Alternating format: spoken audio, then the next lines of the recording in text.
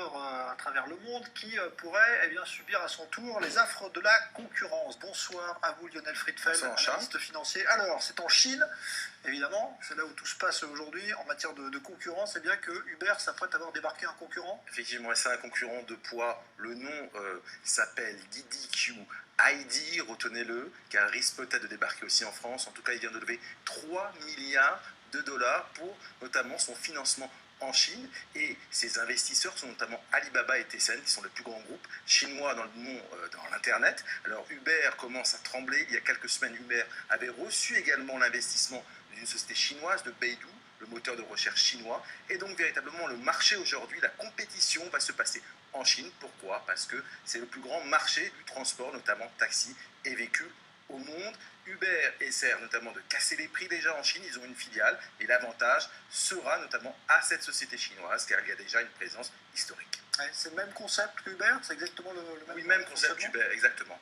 Et aujourd'hui, effectivement, Uber essaie de casser le marché pour avoir des parts de marché, mais on va voir cette bataille. Cette bataille risque, comme je l'ai dit, de venir aux États-Unis, également en Europe et surtout en France. Peut-être dans quelques temps, on verra cette société. Donc retenez le nom, elle s'appelle DiDi. Voilà, c'est moins facile à dire qu'Uber, mais bon, en tout cas, on va sans doute entendre parler d'eux. Alors, autre événement dans l'actualité économique avec vous, Lionel, c'est Apple qui joue gros là en lançant ses fameuses déclinaisons toujours du nouvel iPhone. Oui, Apple est sous pression financière. Demain, ils vont dévoiler deux téléphones, deux iPhones, le 6 et le 6S, nouvelle génération. On ne sait pas exactement ce qu'il va y avoir à l'intérieur. Peut-être une caméra qui va être un petit peu meilleure. Et surtout, ils sont sous pression financière, car les iPhones représentent 2/3 du profit d'Apple. Cette année, l'année dernière, c'était 50%, ce qui veut dire que véritablement, la vache à lait du groupe, ce sont les iPhones.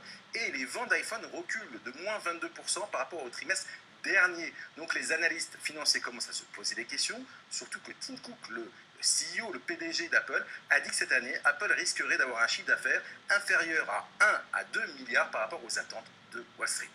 Merci Lionel Friedfeld, analyste financier. La Russie s'est vue refuser le survol aérien par la